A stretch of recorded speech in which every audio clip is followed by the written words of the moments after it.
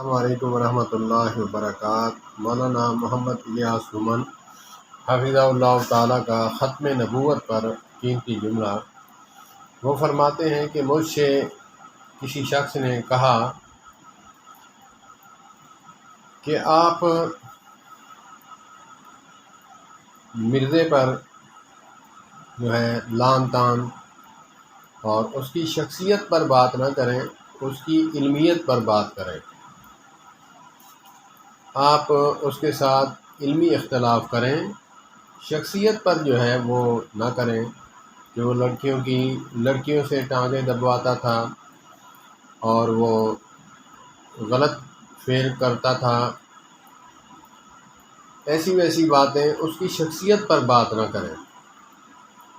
مولانا محمد الیاس گھمن حفظہ اللہ تعالیٰ نے فرمایا، وہ فرماتے ہیں کہ تیری بات تو ٹھیک ہے، عقل لگتی ہے، لیکن اگرچہ یہ مولویت کا دعویٰ کرتا تو تیری بات درست تھی۔ مولویت کی جو شخصیت ہے وہ زیر باس نہیں آتی، اس کی علمیت زیر باس آتی ہے، علمی اختلاف کیا جاتا ہے، اگرچہ اس کی شخصیت بھی زیر باس ہوتی ہے، لیکن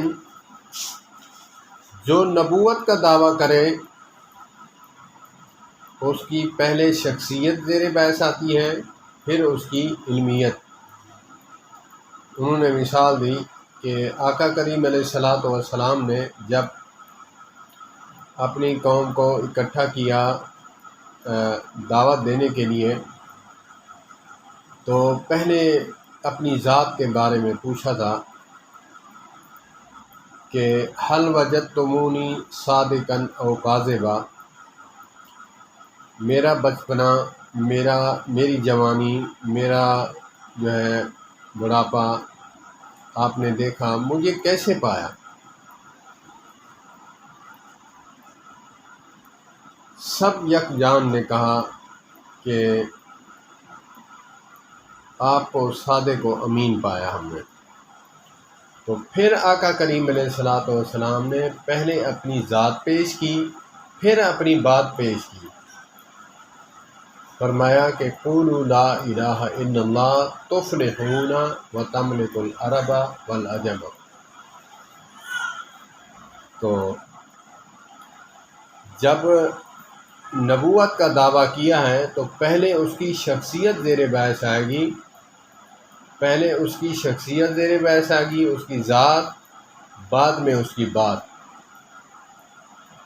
اللہ پاک ہمیں ختم نبوت پر ایمان رکھنے اور اس پر چلنے اور اس کو اپنا محور بنانے کی توفیق عطا فرمائے۔ ختم نبوت زندہ باد، ختم نبوت زندہ باد، ختم نبوت زندہ باد، ختم نبوت زندہ باد، ختم نبوت زندہ باد، ختم نبوت زندہ باد۔ صلی اللہ تبارک و تعالی علیہ وسلم۔